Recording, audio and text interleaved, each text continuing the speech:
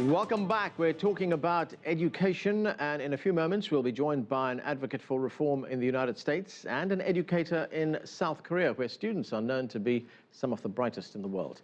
Their outstanding results are culturally rooted with a strong passion to succeed, but as correspondent Shane Hom reports, the many hours of studying can come at a price. 10-year-old Nam Hyun-ju and her younger sister Hyun-jung walk to class every morning.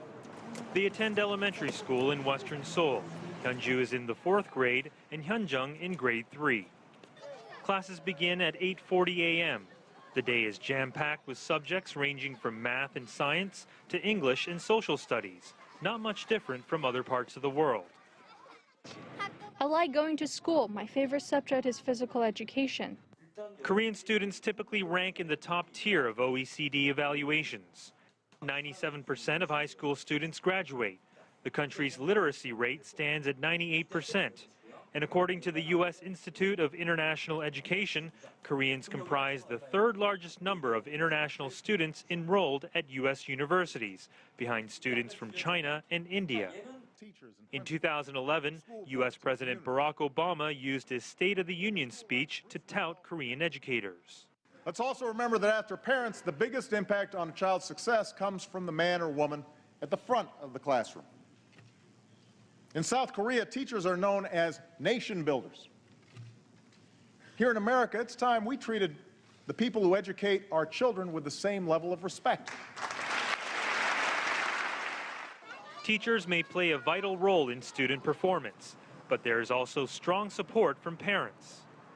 Daryl Orchard is the headmaster at Dulwich College, an elite British school that opened a branch in Seoul in 2010. He says that for families in Korea, education is everything. In all the countries I've worked in, the commitment and investment in their children's education has been greatest here in Korea. From an early age, they want to work very hard to ensure that their children do get the very best education available to them.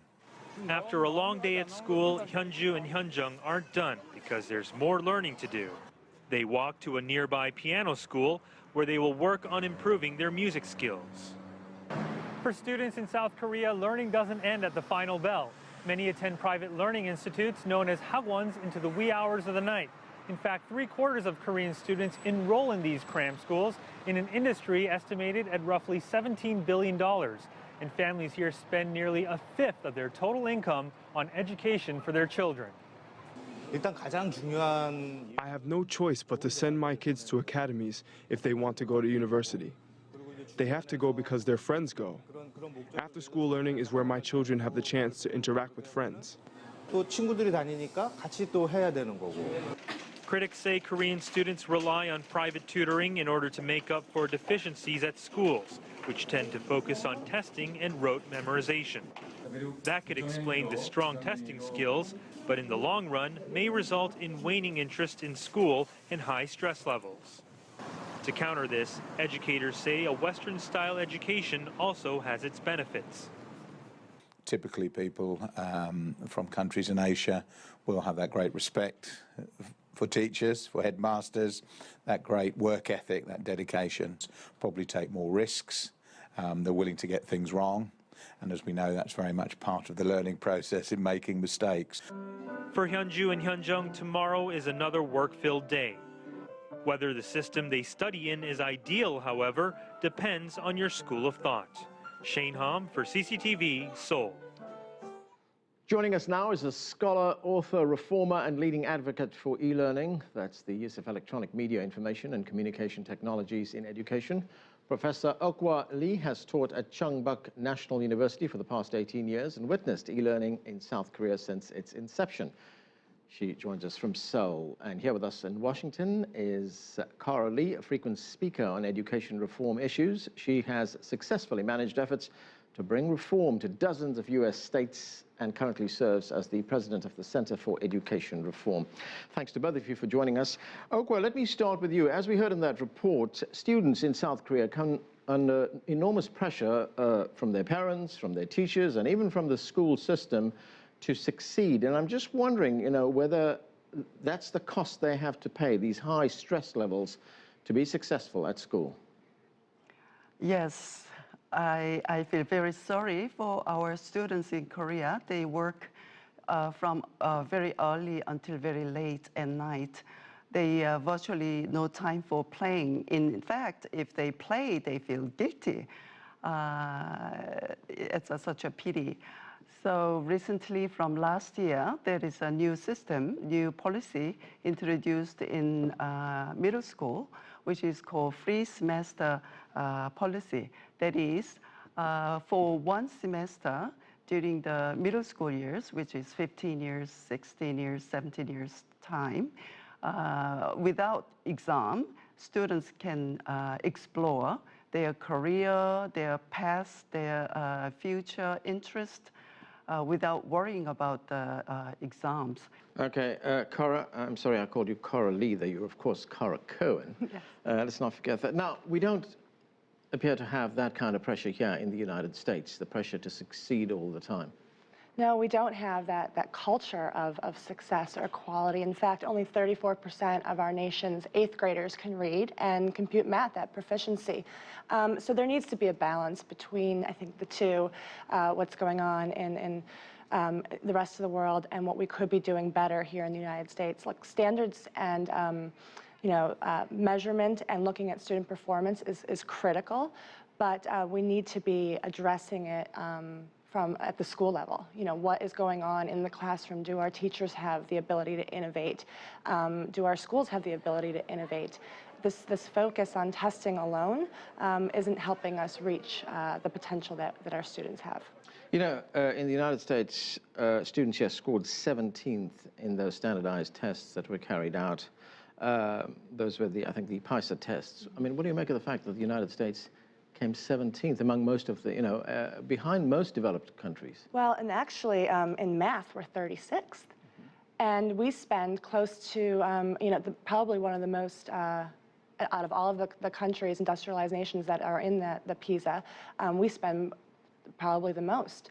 And so what we've learned is that throwing more money at the problem hasn't helped us. So we have a real crisis here in the United States that we need to address. Okhwa, let me go to you again. South Korea and Finland top the table as so-called education superpowers, according to a study that was conducted by the Economist Intelligence Unit. And just wondering, how did South Korea do that? Because, when you think about the recent history of your country, in 1945, when the Japanese occupation ended, 78% of South Koreans were illiterate. Well, to us, that high performance in PISA is surprising. We couldn't believe that we achieved that high. We always think our system is not complete, it's not perfect. We feel that our system has a lot of defects. I think we have a strong culture for working hard, pay off.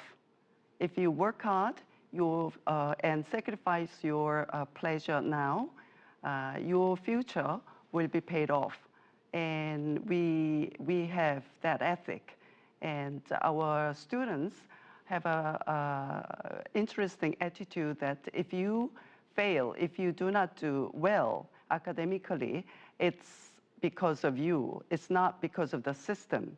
The students blame themselves and not the system or other parents, other factors. So for them, failure academically means you didn't do a good job and you should do a better job. The students have a grit. Students have a very devout mind for working hard. Okay, Cora, is it very different in the United States? Because here there always seems to be... I'm sorry. We always seem to be looking to blame somebody else for what's happening at schools. It could be the fact that there are unions involved among teachers, the fact that there are superintendents who want different things for their schools, charter schools, traditional schools, etc. Very little blame is placed on the actual student. Right. Well, I'll start back at that culture of success. It's not cool to be a high-achieving student in the United States. In fact, sports or other extracurriculars are given more emphasis. And so there is a real shift that needs to happen in culture and society. The fact of the matter is, and there's so much proof and evidence, especially with charter schools and some of the reforms that have been happening, that all children, regardless of their zip code, their race, their income level, can learn if given the ability or inspired to do so. But our culture of complacency that happens because we focus too much on the inputs, that's what makes the adults happy rather than the outputs, which is what leads to student success. Okay, talk to us about the role of teachers in the United States, because we often hear that teachers are not given the recognition they deserve. They're underpaid for one. Well, it's not necessarily underpaid. It's the structure in which teachers have to operate. They do not have the ability to innovate in their classroom. In fact, they have to jump through, loopholes and considerable obstacles just to make one little change in their classroom, because it is controlled from this very top-down bureaucracy that happens at the district level, at the state level, and of course, in the school itself. Teachers don't have the freedom to choose, and they are not treated as the professionals that they are, because they are stuck in these collective bargaining units. So they aren't paid. These master teachers are getting the same pay as a teacher who might not have the experience or the ability to turn a classroom around. It's because of our union structure and collective bargaining, and actually tenure laws that do not value the teaching profession in the United States. Okay. Okhwa, what about the role of teachers in South Korea? Because in the 60s and 70s, you actually had a shortage of teachers, but now teaching in South Korea is a highly regarded profession. It's very sought after. Teachers are well looked after. To what extent have they contributed to the success of education in South Korea? The quality of the education cannot surpass the quality of teachers. And we are lucky to have very good quality teachers. Students at a school of education always get the best students at the university. We have the teaching as a job in Korea is highly regarded and well paid, and they are officers, they are public servants. So their job is guaranteed until they retire. So a lot of talented students prefer to have a teaching job for their lifelong career. So the quality, keeping the quality of the teachers is one of the important element for our success in education. Okay, Kara, I want to talk quickly about the role of technology in education in the United States. Has the United States fallen behind when it comes to the use of technology in schools? Absolutely. We talk about it at a very superficial level. The ability for teachers to really innovate and infuse technology in the classroom has yet to reach the limits or the potential that it has. We talk a lot about bringing devices. Well, the device is as good as the person or the people using it and the content that's behind it. We have laws, broadband laws in a lot of states that make it impossible. But the potential to reach children, to have a teacher in, a great science teacher in, let's say, Georgia, Atlanta, Georgia, helping a student in one of the more rural areas where they wouldn't be able to attract that teacher, the potential is incredible if we could use technology and online learning in new ways to reach the critical mass. Look, we have an influx of 11 million new bodies, new students that will be coming to the United States education system in the next 15 years or so. That's based on the U.S. Census Bureau data. Our current system and structure can't handle that. So unless we get with the game and get with the program, we better start thinking about how to use technology in more ways than we are right now. Okay, Okhwa, I want to get the view from South Korea. We don't have too much time, but South Korea is regarded as one of the most wired societies on earth. Almost everyone has access to the internet. And how big a role has that played in the education system in your country?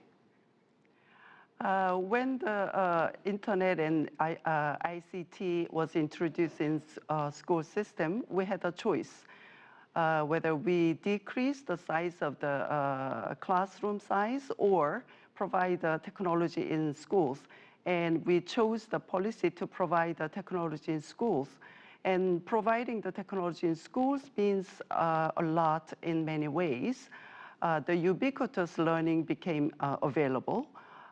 Anywhere, anytime, students can have access to the quality contents. And we have a EBS, Educational Broadcasting System, which provides the quality contents for free to the public. So students in a remote area who doesn't have a proper teaching staff can also have access to a quality contents. Okay, that's where we have to leave it. Okhwa Lee, Kerwin, thanks for joining us. When we come back, the tragic story of more than 28 million children denied access to education. Stay with us, you're watching The Heat.